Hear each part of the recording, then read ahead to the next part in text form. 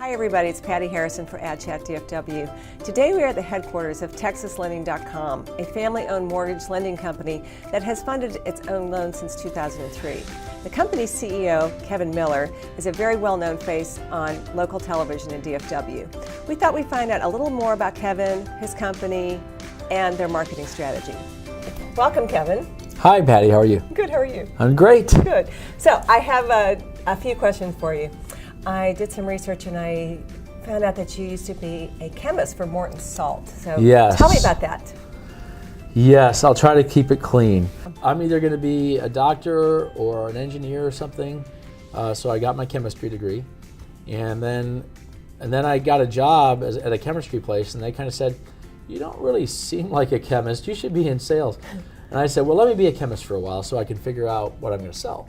And so I got along, and so what I would do is I would do the translation between chemistry and the plant people. And so I ended up traveling around the world as a technical service rep as a chemist. Then I had a friend who was in the mortgage business, and he was making six figures.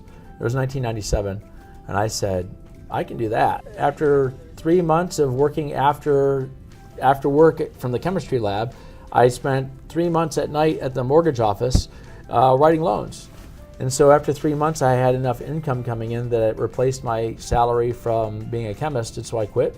What was it like to start a company right before 9/11? Yeah, so it was April 12th of 2001. I started that's when I got incorporated. So between that time, the next several months, I got TexasLending.com ready to start while I was still writing loans for this other company. And the day before I opened TexasLending.com, the other company went bankrupt. The clients were calling me, and I brought them over to the new company. But I had been advertising TexasLending.com since 1998. I started in the Observer magazine. And on the back of the Observer magazine, they always have these racy ads, to go to different fun. And so this client calls me and they go, "Why do you have Sweet Jenny as your ad?" I go to the back of the Observer, and Sweet Jenny's in the back. Oh gosh. And Sweet Jenny's on the TexasLending.com. I said, "Well, we're just that kind of company." But anyway, so that was my first ad. Then I went to the Dallas Morning News. And so when I started the company, when I started doing these ads, I had to start showing up with cashier's checks and credit cards. Because they thought you were a .com. They thought it was .com. They said, "You're TexasLending.com, you're a .com company." If you remember, .com had imploded. And so I had to do all this on credit cards. But all the ads for the first 6 months, they came in on my cell phone. So if you were calling off a KRLD or KLIF, people would call me at 2 in the morning. I'd say, "You sound like you've had a couple drinks." And they go, "Well, I have, but I want to get a loan." I go, "Let's do it. Let's go." I was taking loan applications at 1 in the morning. Good for you. And so all the ads came to my cell phone. I tell you what, when you're spending money and all the ads are coming to your phone, you answer every phone call. Yeah. You call everyone back because every dollar counts. So what happened when you started advertising on television? What ended up happening was I had these really campy commercials from the 70s in Detroit, where I grew up. And I remembered them, and I said, I'm going to do something like that. I'm going to take away from the stuff that I remember, and I'm going to do something down those lines so that they can remember us. So I found a stuffed animal dog in my house, and I put my mouth on it. And the first one was Mr. Jones, and how he was so happy to get out of an apartment and move into a real house. One person called, "I can't stand that dog." And they said, "You're calling us. You're looking for a home loan?" They go, "Yeah, well, okay, let's do it." So our loan officers just kind of went with it, and it worked. Tell us a little bit about your marketing strategy.